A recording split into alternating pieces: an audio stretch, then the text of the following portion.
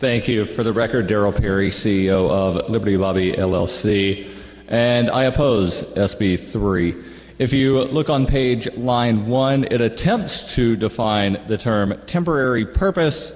However, the phrase "but are not limited to" in the definitions basically means that temporary purpose could be defined as broadly as you want it to be.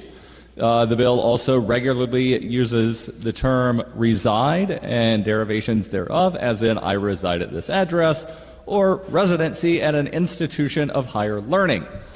As you all know, the term residency has a lot of meanings in other aspects of law, which means that a college student might not necessarily be a resident where they go to school. Plus, there's also the medical residency. So I guess, if we only want people that are on doctorate programs at an institution of higher learning to be able to vote, then by all means, go for it. The bill also says that under the list of verifiable actions, enrolling the applicant's dependent minor child in a publicly funded elementary or secondary school which serves the town or ward of that place as an action of showing domicile.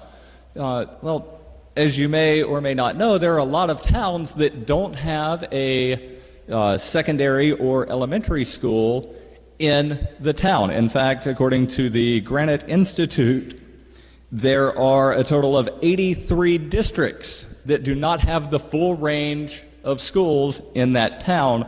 Also, this could possibly disenfranchise someone who decides to homeschool or send their child to a private school.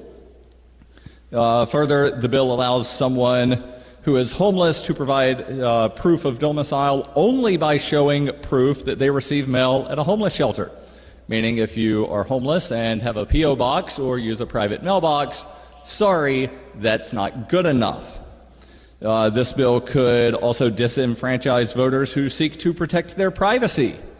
Someone who does not themselves own the automobile that they drive, but maybe it's registered to an LLC, maybe they have a corporate vehicle.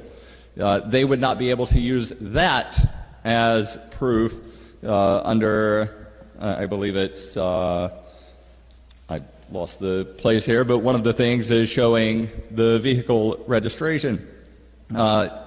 This could also wind up criminalizing people that do not have any evidence to show. By adding 659:34 Roman numeral I, registering to vote on election day using an affidavit to satisfy the proof of being qualified represents on the affidavit that the person possesses proof that he or she does not have in their possession at the polling place and fails to provide copies of the documentation within the specified timeline as established by RSA 654:12, which seems to nullify the statement also created by this statute in 654:7, where you can say, by placing my initials next to this paragraph, I acknowledge that I am aware of no evidence of actions carrying out my intent to be domiciled at this address. I will not be mailing or delivering evidence to the clerk's office, and I understand that officials may be sending mail to the address on this form or taking other actions to verify my domicile at this address.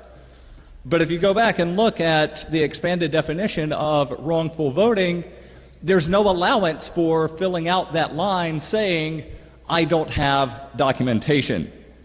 And also, in a lot of cases, for people that have, say, a verbal lease, they would have to get basically a third party's permission. They would have to go find someone that either owns or controls the property, because a lot of times people will rent from somebody that they might not know directly. They deal with an intermediary, but they would have to get someone else to sign a piece of paper saying, yes, this person is eligible to vote. This bill is a solution in search of an imagined problem, and if passed, would codify in statute all animals are equal, but some are more equal to others. Thank you, Mr. Perry. Are there any questions for Mr. Perry from committee members? I'm seeing none. Thank you.